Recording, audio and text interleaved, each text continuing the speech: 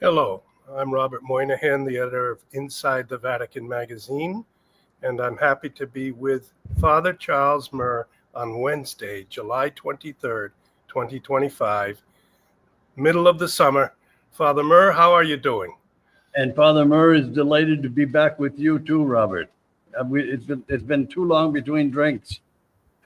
I've been having a kind of a hectic schedule these last few weeks, and I'm sorry had to cancel here and cancel there. But anyway, we're back on schedule.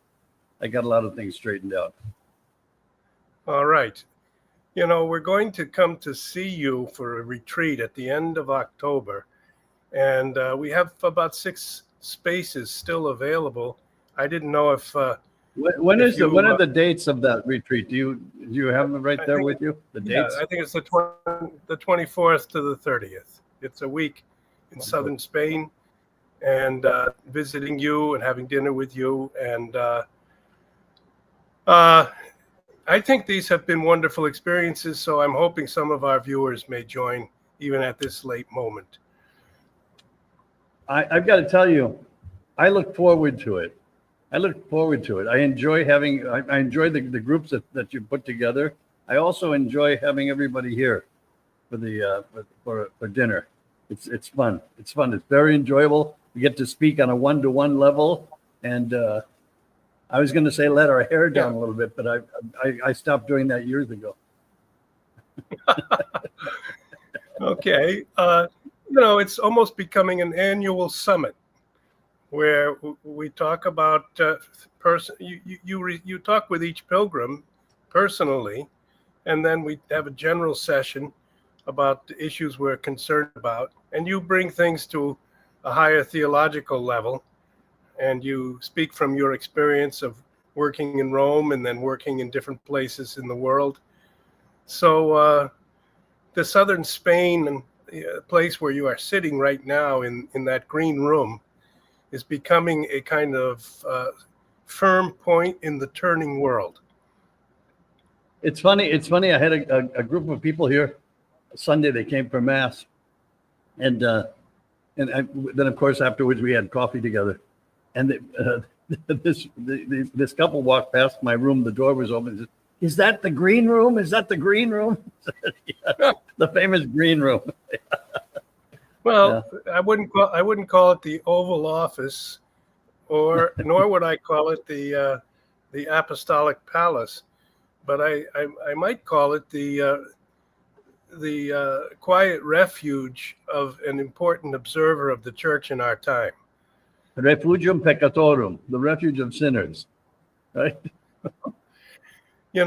We could perhaps show a quick clip of what happens when we make these pilgrimages, and that will be a record. People can look at this and refer back if they actually would like to come. And we really would work with someone if they really would like to come and see what we can do to make it happen. Can we have that? Come with us on a unique pilgrimage and retreat to renew your spirit. Experience the beauty and richness of southern Spain. Our retreat master, Father Charles T. Murr, a renowned Catholic priest, best-selling author, philosopher, theologian, trained psychologist, and pastor of souls. Father Murr will guide us through 3 mornings of spiritual reflections at a convent located in the historic heart of Carmona, Spain, promising a transformative journey. Experience an intimate evening with Father Murr at his home. Wine, dinner, music, and conversation, a highlight of this unique experience. Explore picturesque towns in Andalusia, each with its own history and charm. From the ancient streets of Carmona to the majestic beauty of Cordoba, the breathtaking views of Ronda, the remarkable village of Centenil, and the historic wonders of Seville. Our pilgrimage will be filled with awe-inspiring moments. Join us on this profound spiritual journey and rediscover the joy of faith, fellowship, and renewal. Book your place now and embark on a pilgrimage and retreat unlike any other.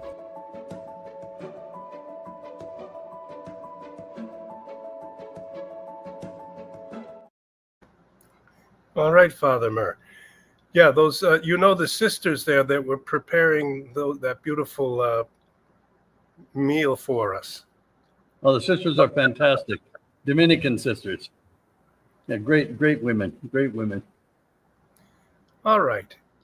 We have a lot to discuss, and yet the main point is that we are going to continue to stay the course that was set for us decades ago when you chose to be ordained and work and spend your life in preaching the gospel. And when I began to take the work of writing about the church and about the Vatican, and these last months have been the final days of Pope Francis, the conclave, the election of Pope Leo XIV, and now just over 70 days when he's been Pope.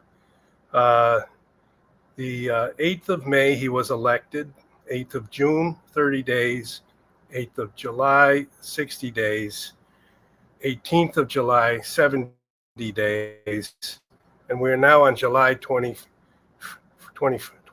so we're at 75 days. And last night he came back from Castel Gandolfo, where he spent 2 weeks and 2 days, and he came back to the Apostolic Palace, and he's back in Rome in July 2025. What do you think about these 75 days, and what do you think people are concerned about in their parishes and in their lives as they see the transition from Francis to Leo? It's an excellent question. I wish I had more concise answers. I'm still in the realm of feelings because I don't have enough. I don't have a lot of information, rational information. I get the feeling he's taking his sweet time with things, and I think that's very prudent. I like that. He's not bombastic or quick to judge things or quick to even opine on things. I think he's cool-headed. I like that. He's also an intelligent man. That's obvious. And I think he ponders a lot of things and thinks them twice and thrice before speaking. The only thing that I find disconcerting is the appointments that he's been making to bishoprics around the world. They don't strike me as being balanced. They don't strike me as being men who are simply Catholic, looking out for the faith and looking out for the church.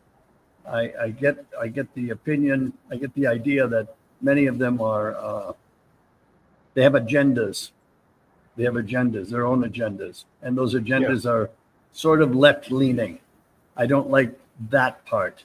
I also am a little bit concerned about the time that he's taking. You say there's 70 days have passed. Is that it? Yeah, 75. 75. Well, in these 75 days, most of us who have an affinity, who have a love of the Tridentine Mass, are waiting for a word on that to let up on some of the restrictions, so that we can have freedom again to have that expression, that liturgical expression. And we haven't heard anything yet. That's a little bit off-putting. But I don't know. I guess everything is going well enough, right? There's nothing bombastic about him. That's what I enjoy very much. I'm very glad to be back to sort of a normal situation where he's not making statements that have to be interpreted by 3 different people in 3 different ways, and all of that nonsense. He says what he means, and he means what he says. I hope I think it's good. I think it's good. I don't see a lot of difference ideologically from Papa Bergoglio. That concerns me a little. But you know what? It's still, Robert, honestly, and I'm trying to be fair. It's too early. It's just too early. The synodality question is very important, and he says he wants to continue with that. Yes, but what does that mean? What does that mean? And I'm sure he's got a different definition of what that means, a working definition different from Bergoglio's. So we'll see. We'll see. Yeah. I mean, I think it is accurate to say that the gospel, the faith, the church is facing a lot of challenges externally and internally, and the popes have to take decisions which affect that. We don't want to become sort of so focused on the popes that we forget that the ordinary life of the church takes place, in families and parishes and the day-to-day life of Christians. However, it's true that we do also believe that we're in a hierarchical church, and the church, the buck stops finally at the Pope himself. And so what he's facing is which we've seen very clearly in Pope Benedict and also in John Paul II, that we're tacking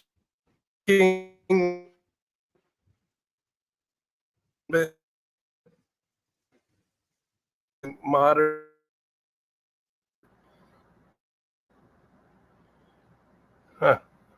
Can you hear me, Father Murr? I'm having a little bit of difficulty hearing you. Go ahead. I think we're connecting again. I'm trying to get a better connection with this. Yeah. My connection seems weak as well.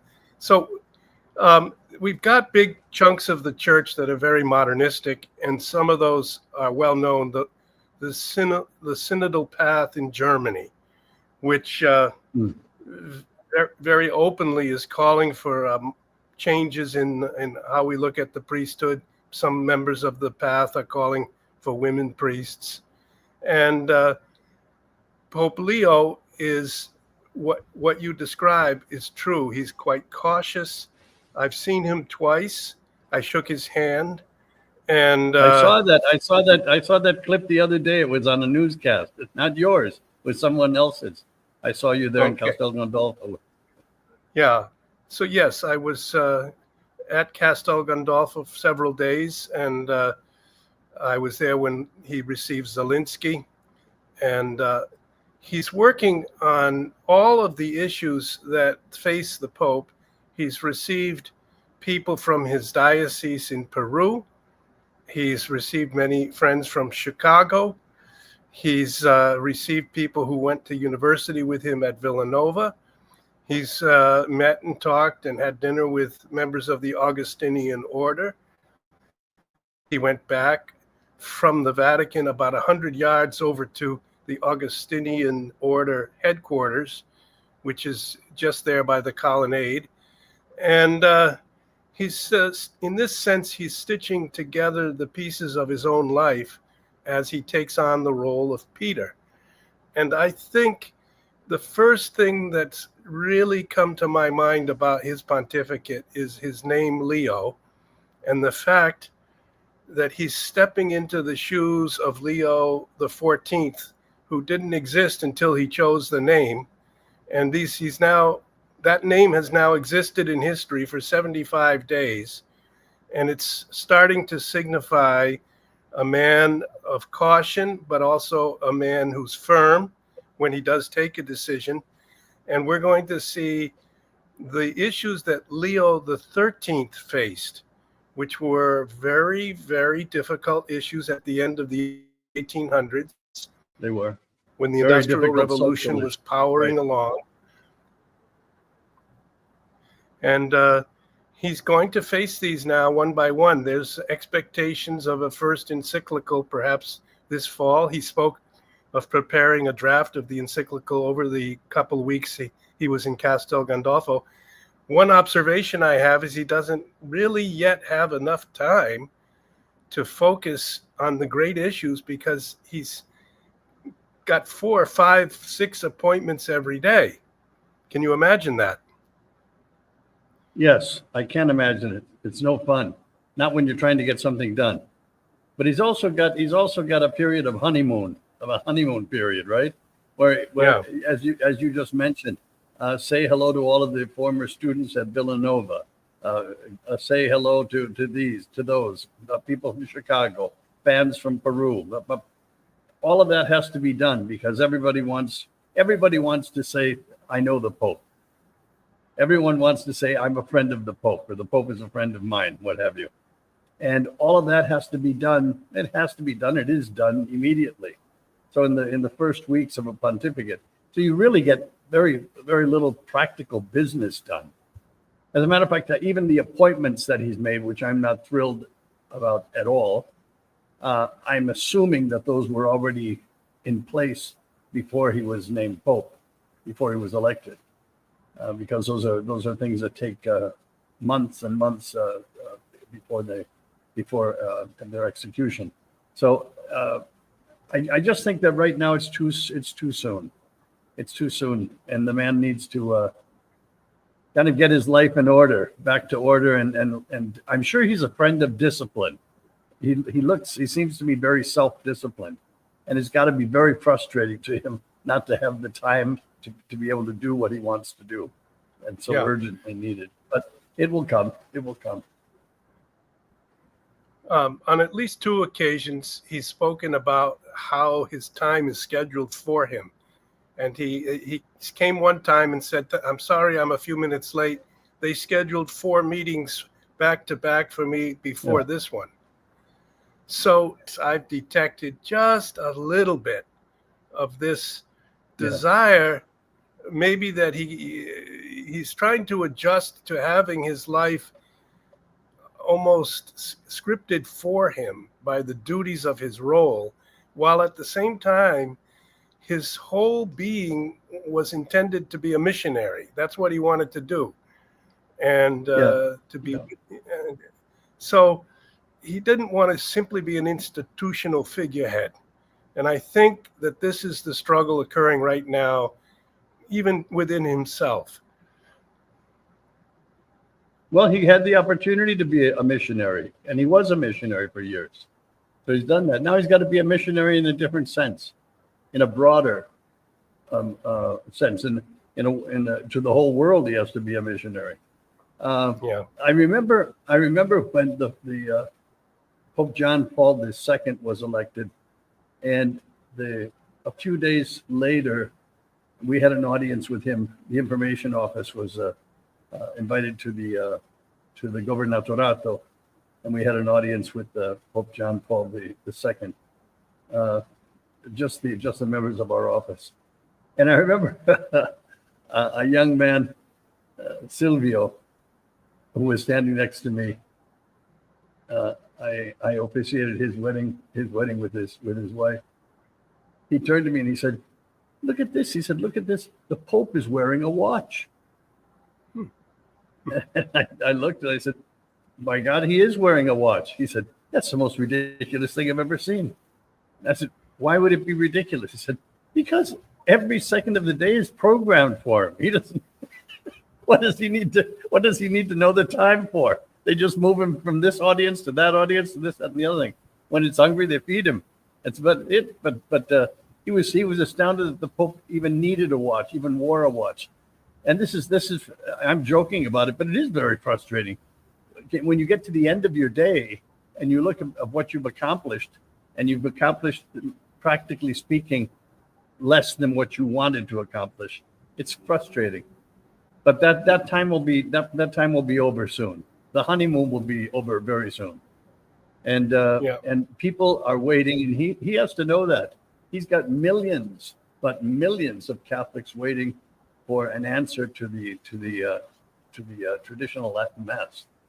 That's one of the pressing issues that I'm hearing constantly, all over, be it from England, from Ireland, from the United States, Canada, all over Hispanoamerica.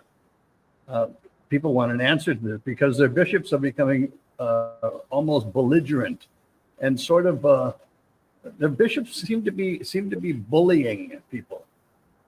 It's funny because when Pope Francis was in office, he spoke often and very aggressively against clericalism. Well, some of the bishops on this issue of the Latin Mass are not acting as pastors. They are acting as officers, clerical officers, with an idea of entitlement, and my word is the last word on everything. This is not what the new church is supposed to be about, not since Vatican II. There's a different spirit. Where is the dialogue, the transparency, the honesty, the sit down, the accompaniment? Where are all these things? It seems they only go one way, and that's toward the left. They don't go toward the right.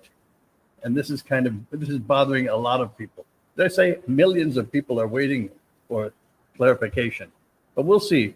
We'll see when he gets around to a lot of things. I'm sure he has this on his mind. I'm sure he does.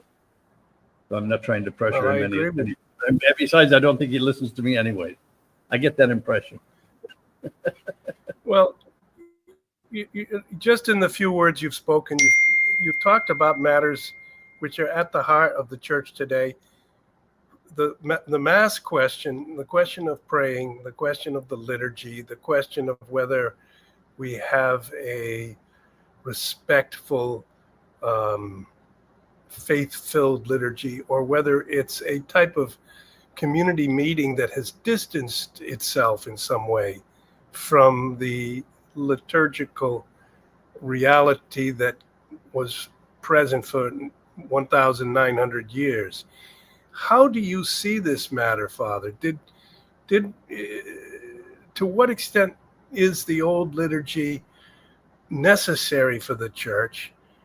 To what extent can Rome make a change which they feel somehow makes it more accessible to the people? To what extent has all of this become very confusing to people, and even Pope Benedict XVI couldn't really resolve it, and has now been contradicted by Pope Francis? What do you think Pope Leo can do?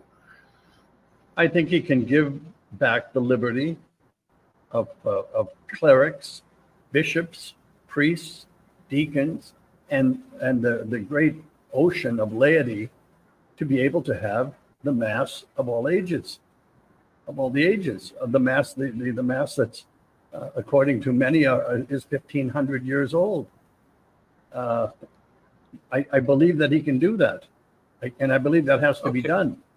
And here's the thing too. And let me make this clear, because sometimes it's not.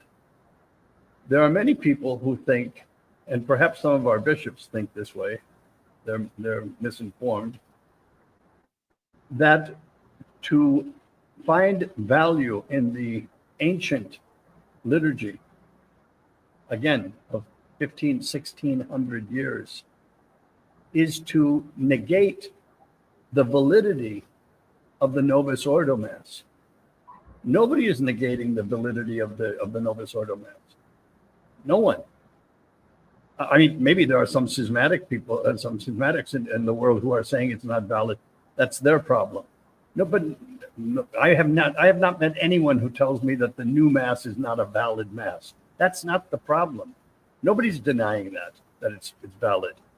What they're saying is it is upsetting to attend. And many people that I know, 75% of Catholics have stopped going to Mass, Sunday Mass. 75% worldwide.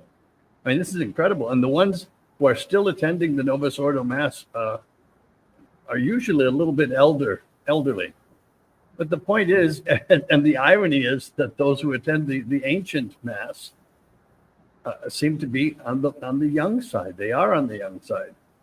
Children, it's full of children, full of young parents, enthusiastic about their faith. In many places, they didn't fit physically. I mean, but nobody is saying that one Mass is valid and the other Mass is not valid. Nobody's saying that. We're saying together with Pope Benedict that the Church has these two expressions, and with John Paul II, when he spoke about the Orthodox and the Catholic, the East and the West, the two lungs of the Church. We can have two forms of Mass. We have, how many rites do we have? Do you remember the number? Is it 19, 20? No, it's at least 23, I believe. 23. About 23? 23 different rites of the Catholic Church. And those are 23 different rites of Mass, of the liturgy. Nobody has any problem with that. Why in the world can't there be a Latin rite? I don't understand that. And nobody understands that. And what they don't, the fact is they do understand it. And they see that it has to do with bad will toward them. It's not that people don't understand what's happening. They understand what's happening. It's not being addressed because there are people in power who don't want that. Well, let them not have it. But let those who want it have it. I like the idea of liberty, Robert. You and I have talked about liberty before. Liberty to me as and I did 3 theses on this. Liberty to me is the image of God in us. To say that man is made in the image of God means that man is born free. You're free. You're free to love. You're free to not love. You have your freedom. That's what God is. God has this freedom. God creates freely. And after he creates, he loves. But we have this freedom as a gift of God. It is the image of God. Well, why isn't it being respected? Nobody's putting in question anything of the faith. Nobody's calling anybody a heretic, a this or that. That's not the point. These people who want the traditional Latin Mass simply want what was given to all of the saints for 1,600 years, 1,600 years. This is not unusual. This is not fuera de serie. This is not outlandish. This makes sense to do. And that the reason that it's not being given and that there are so many restrictions on it, this is a problem. Because there are people in Rome stopping this, and that's not good at all. Well, yeah, I must say, there's a professor named Grillo, Grillo. Antonio, I believe, is his first name. And he's an Italian who really dislikes the old liturgy. And he thinks it's kind of superficial. Well, tell him not to go. Yeah. I really dislike clown masses. I've walked out on them. Yeah. So what about it?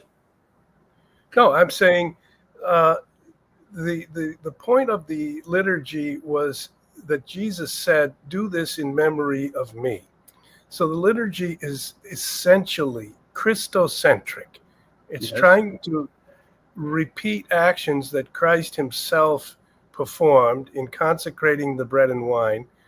It's trying to repeat the Last Supper. It's trying to repeat the sacrifice, the passion of Christ and the sacrifice of his life on the cross. And therefore, it's trying to draw our attention to the events of his life, his incarnation, his coming into the world, and everything external to that, all the concerns we have today with our with illness or with employment or with nuclear missiles. These are things that perhaps can be discussed and be debated over, but they are not the center of the liturgy. And somehow the idea has come to be accepted, the passion of Christ, and somehow more a community encounter. And it's somehow the old liturgy offered that Christocentric ritual, and the new liturgy often is exposed to superficiality. Is that a fair statement? I see where you're getting, where you're going to.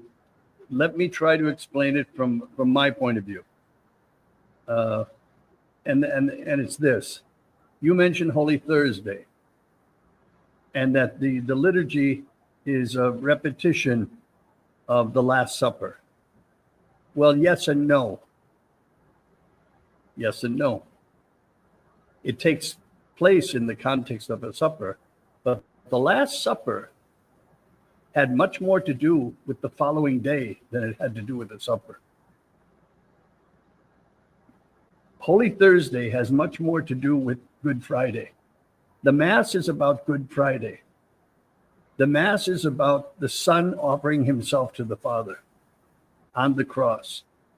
And I've told you this story. I've told it to people over and over and over again.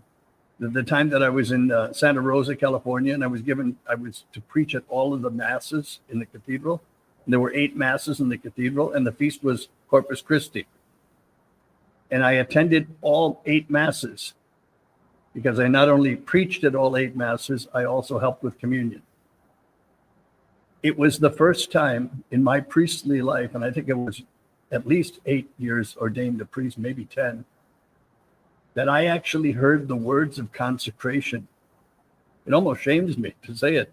I offer Mass every day, but I don't attend somebody else's Mass. Right? So I'm attending the Mass of 8 other priests on this feast. And I kept hearing the same words of the consecration until it hit me, probably in the like the 6th Mass. This is my body, which will be given up for you. This is the chalice of my blood, which will be shed for you. And I heard for the first time 2 different verb forms. The present state of the verb, present tense, and the future tense. Present tense, future tense.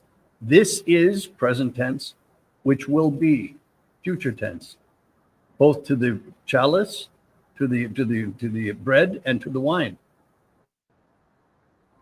And it struck me, Robert. I'm telling you, I got goosebumps, and I don't easily get goosebumps. I was flooded. I was just flooded with a moment of deep grace. That's all I can't describe it any other way. A realization and a grace that just hit all at once. Christ took the cross that's going to happen tomorrow, his crucifixion, and he made it present. He pulled it into the present on Thursday. He made Friday happen on Thursday. He gave them his body and blood that were going to be offered for them the next day. He gave them to that on Thursday. It's fantastic. He pulled the future into the present. And what we do is pull the past into the present every time we say Mass. But it is not Holy Thursday that we're making present. It's Good Friday. It's the sacrifice. It's the sacrifice. It's about the sacrifice. And what has been done to our Mass, I've been saying this for 50 years, probably closer to 60. The idea of sacrifice has been stolen from it. It's been robbed of sacrifice. And it has been replaced with communion. We're all here for communion. Not Holy Communion, communion with one another. So we've taken we've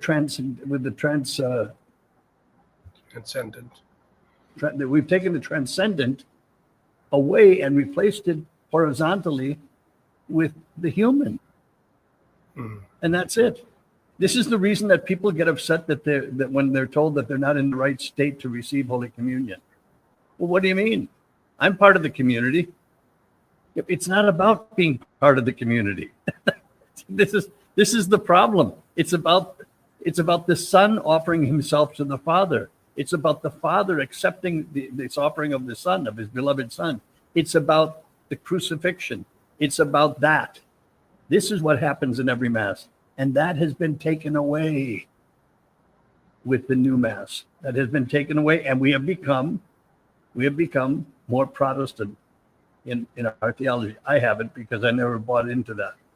But if you would talk to a great number of priests that I know, and even theologians, they would tell you that Martin Luther was not mistaken. Martin Luther had no time for sacrifice. He didn't want to hear about sacrifice. He took it away. Henry VIII, when he redid the Catholic Mass, it took away sacrifice for the Anglican. This is bring it down to communion. So it's about Holy Thursday. So when you say it's about Holy Thursday, yes, but not really. Holy Thursday is about Good Friday. And when Christ pulled Friday into Thursday, This is fantastic. This is fantastic. It's absolutely fantastic. But this sacrifice, if it's not present, I have no time for anything. I have no time for it. I wouldn't go to a Protestant service. I just wouldn't. There's nothing happening there. I go to a Catholic Mass because there's a sacrifice happening, and it's about me. Christ is doing this for me, for you, for each one of us individually, Robert. Isn't that fantastic? Individually. He knows your name individually. This was done for you and for me individually. It's fantastic. That is what has been lost. That is what we want to recover. And I'm not about to start a revolution in the Catholic Church to bring this all back. No. I say, if you want to follow the Mass of Annibale Bugnini and his committee after the council, that's fine. That's fine. It's approved. It's valid. Nobody's saying it's not valid. It just doesn't fill me with anything. It doesn't fill me. The Tridentine Mass does, because it's about sacrifice. When I imagine the priest in the name of everyone behind him, all facing God, the priest is offering the Son to the Father.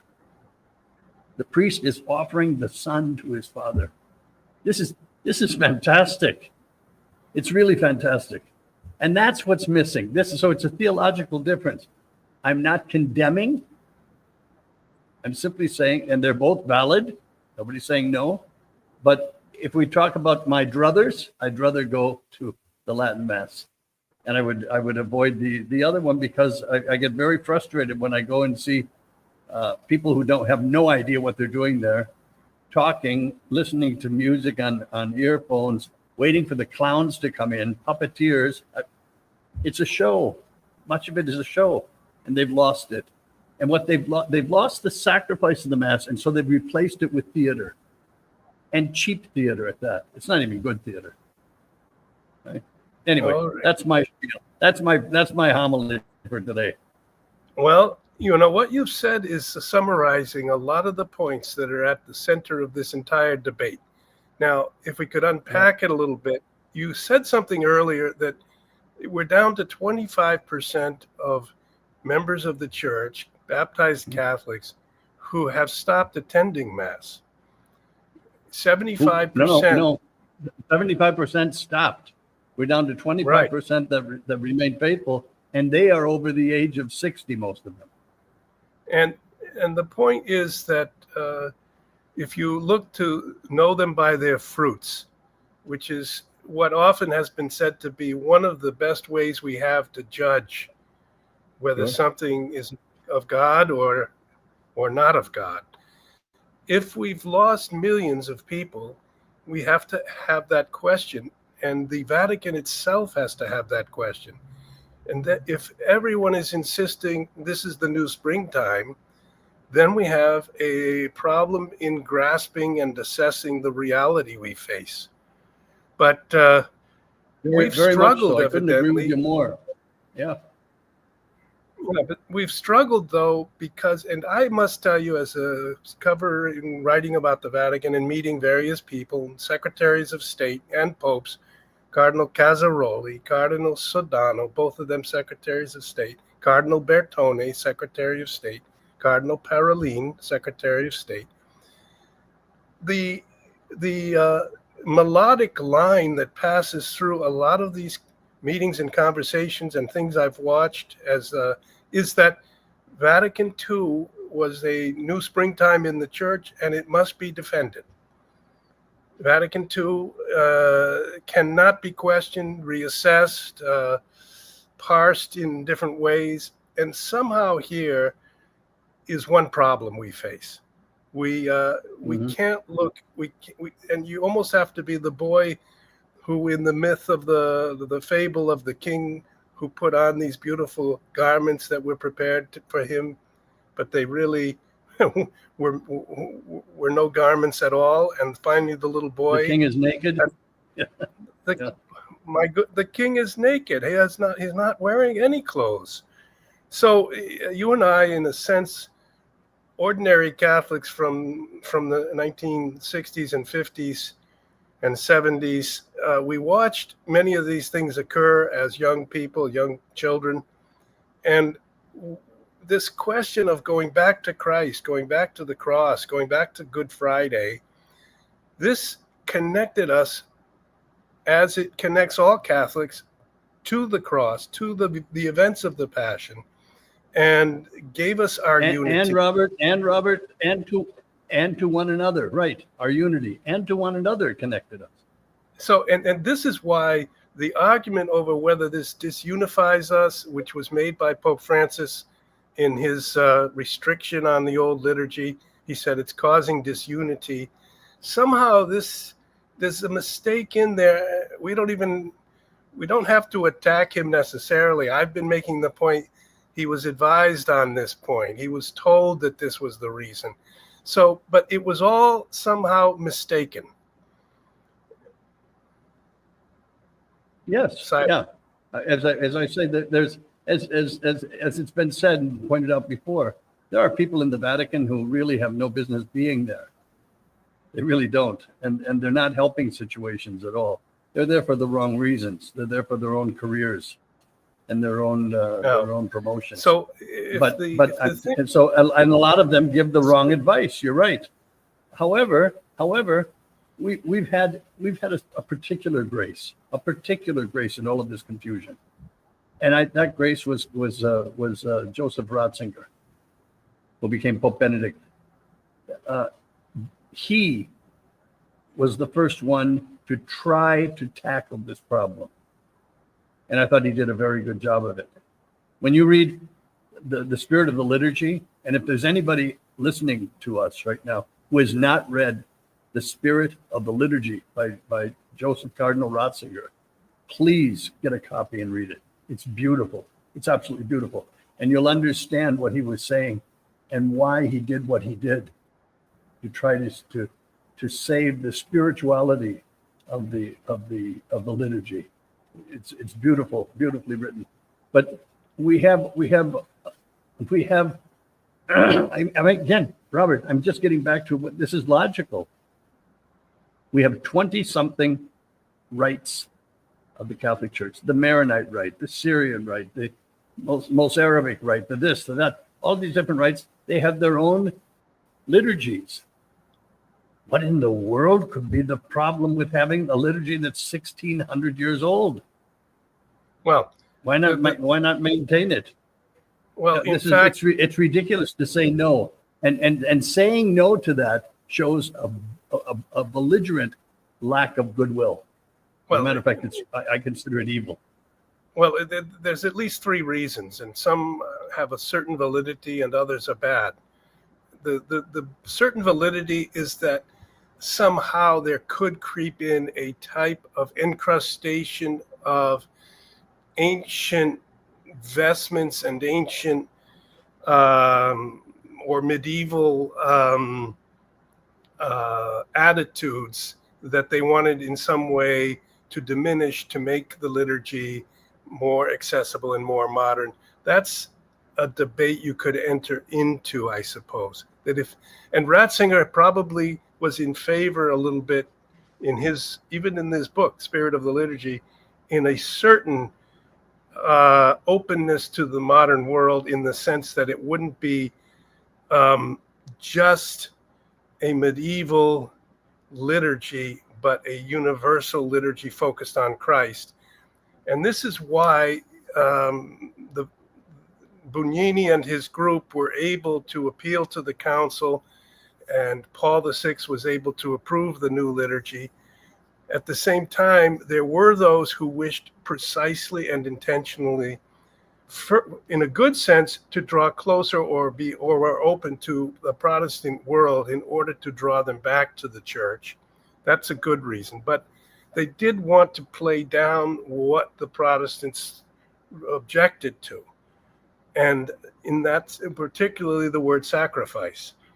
And therefore, there was an ideological thread at the Second Vatican Council that wove its way through the new liturgy, changed it from what the old liturgy had been. This was accepted by the council, but in certain ways, it it's able to be argued that some of it was done surreptitiously or speciously with arguments that not everyone understood. Some of it was done after the council. In fact, the entire liturgy was written after the council. So they gave guidelines in Sacrosanctum Concilium, which were then, that was in 64, and then 65, 66, 67, 68, Bugnini and his committee worked on the new liturgy and was promulgated in 69. Yes, So they sure did. yes. They So, sure did. Yeah. so we need to go through this entire lifetime of observation, bring to it the same love that Pope Benedict XVI brought to it. He finally, pondering this for 50 years, offered a solution, Summorum Pontificum, and we today are finding that solution rejected. But I do believe it was rejected under pressures and arguments that Diane Montaigne has shown to be specious. You know what I'm referring to? Yes. Some of us actually say it was based on lies. Okay. So if something is based on lies and it was promulgated by Pope Francis, it doesn't actually reflect on, except that he was unable to see the lies. It really is against the liars who influenced him to write that document based on arguments that were not true. And Yes, the arguments. and this is what I'm saying. Yeah, I agree with that. So get rid of the liars and bring back happiness and peace. Yeah, and the reason why it is, what's the deep reason? It's really to be less Christocentric and less Christocentric in the apostolic ancient faith, because they want changes made in the faith. Therefore, if you lessen the link liturgically, eventually you can lessen it doctrinally. Yes, that's what they're trying to do. So we are, and observing. that is what I particularly am very opposed to. I am opposed to anything that is trying to get me to say that the after the words of consecration in a Catholic Mass, that is not Jesus Christ. I'm opposed to anything that tries to make me say that.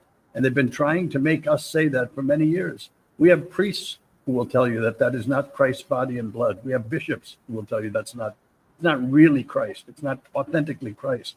They're saying this. They believe it. And their lack of faith shows. This is where we've got a real problem. And you know what? I'm going to say something too. I'm going to say, since we're on the theme, I'm not holier than thou. I'm by no means a saint, but I am a man of prayer. And I see a corollary between those who have lacked or lack faith in the true presence of Jesus Christ in the Eucharist and a lack of prayer in their own lives. There's a divorce. There's a divorce that's happened. And this is a real problem that we have in the clergy, which is not really being addressed. It's not really being addressed, and it has to be. It has to be. People are seeing so many priests and bishops who really are not, I hate to say it, but they're really not men of faith. And you can see that they're not men of faith. It's so unfortunate. But that's also a testimony that they're giving to the lack of reality of Christ's reality in the sacrament, which is false. Jesus Christ is truly present. The church has even gone to this extreme, and I just explained this last Sunday in a sermon. The church does not need the priest even to believe for Christ to be present in the Eucharist. The priest doesn't even have to believe, but Jesus Christ is present.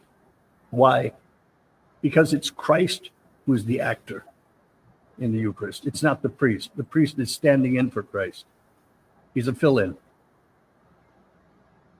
It doesn't matter if the priest believes that he has the power to forgive sins. He does. And when he forgives sins, whether he believes he's got the power to or not, it's Christ who's forgiving the sins. We've got also there was a whole heresy years ago, many centuries ago, and later became Protestants, who were saying, unless the priest is holy, unless the priest is dynamically holy and his whole congregation can see that he's holy, then there is no valid sacraments. The sacraments are not valid. Baptism is not valid. Confirmation is not valid. The weddings that he performs are not valid. Nothing is valid. The Eucharist is not valid. Nothing, because it depends on the sanctity of the priest. Well, this is a heresy. It doesn't depend on the sanctity of the priest. We've lost our education. We've lost our catechism. We've lost so much. We need to educate. 3 generations, 4 generations, Robert, we've lost, who really don't even know their faith, and it's a shame. And the answers are there. In the talks that I give and with people that I meet, I take the time with everybody to try to explain these things. It's like they're hearing this for the first time, and everybody is excited. They're content with hearing it. I said, well, this has always been what the church has taught, but we haven't heard it for years. Anyway, I'll pipe down. There's something. No, you have to go even further. This offers a true reason to become a priest. And the fact that there's only 5 or 10 in Ireland or 5 or 10 in Paris and 700 in one seminary in Nigeria suggests, as a possible hypothesis, that people no longer feel becoming a priest in the Western secularized world brings them into the close relationship with Christ, that they become another Christ, and that they sacrifice with Christ and unite their own suffering sacrifices with Christ, and that therefore they can lead the people in their parishes in the same way. It's all about being Christocentric. Western secular society, by eliminating really the concept of the sacred, is inevitably eliminating the concept of the incarnate God, the concept of Jesus as the God-man. Yes. And therefore, like a series of cards falling, the secularizing process has finally become the synthesis of all heresies. We call it modernism, but we might just as well call it secularism. And therefore, it's got no concept of the sacred, no concept that we have souls, no concept of eternal life, no concept of offering up your suffering. I was just talking the other day with my son, and I said to him, he said, I'm feeling sick. He seems to have a little bit of jaundice. And I said, one thing that always, he said, I don't understand why I have to go through this. And I said, one thing that can always give meaning to your suffering or to the struggles you face is to identify with Jesus' passion and his struggle, his suffering. And we used to all say that. My grandmother said that to me. Offer it up, Bobby. And that was significant because it reaches out over time, over space, to Christ himself, incarnate, and then resurrected. We participate with him. It's a communion, mystical communion. It's been eliminated. Fulton Sheen said it beautifully, Robert. He said, every time I go past the hospital, I think to myself, what wasted pain. What wasted pain? Because nobody's using the pain as a prayer. It's wasted. It's being wasted. Nobody's using it as a prayer. Nobody's benefiting from it. No sacrifice, no sacrifice, no sacrifice. We've lost that whole concept. It's a shame. It's a shame. But I think the church is very responsible for this. The church is more responsible than the world. Well, yeah, I mean, sometimes we say The world has never been gleeful about sacrifice, well, but the church always has been. And you get this is the reason I think too that we have so much divorce, we have the loss of family life, because nobody's willing to sacrifice. I get a kick out of people. I've heard people that come to me years ago in New York and other places. They say, "I love my family unconditionally." I said, "Well, then why are you getting a divorce?" "No, but I love my children unconditionally." I said, "No, you don't. You don't love your children unconditionally. You're getting a divorce from their mother. That's a condition. What are you talking about?" "Well, I've got a right to be happy too." "Yeah, that's right.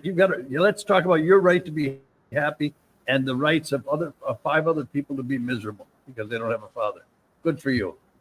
We've lost that idea of sacrifice. We've lost that idea of nobility, that a man and a woman are noble beings. They're noble because they sacrifice for their offspring, for their community, for their country, for their church. That's gone out the window. We lost that years ago, and it has to be restored.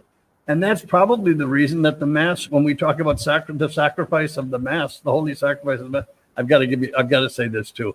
I get a kick out of this. I offer the holy sacrifice of the Mass unabashedly. I love getting these cards, these funeral cards or Mass cards from the Jesuits, from the those.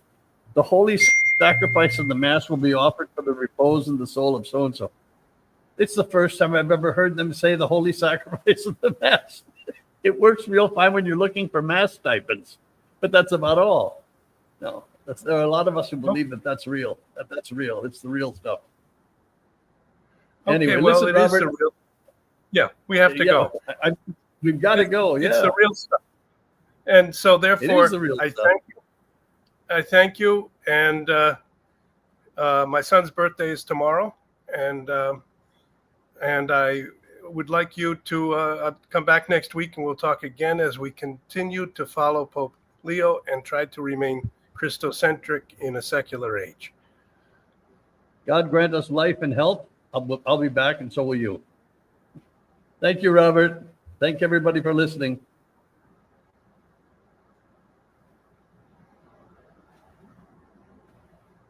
Come with us on a unique pilgrimage and retreat to renew your spirit. Experience the beauty and richness of southern Spain.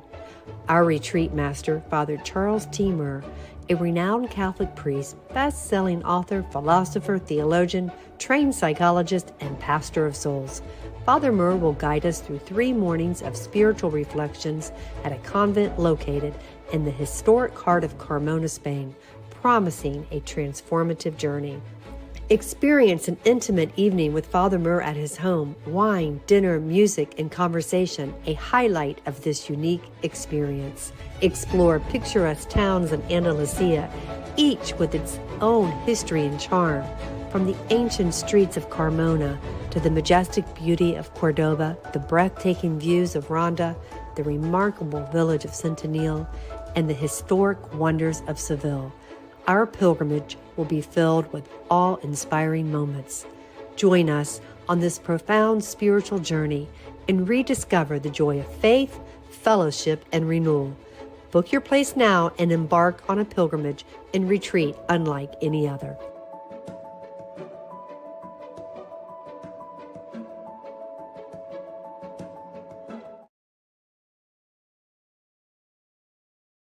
Come with us on a unique pilgrimage and retreat to renew your spirit. Experience the beauty and richness of southern Spain.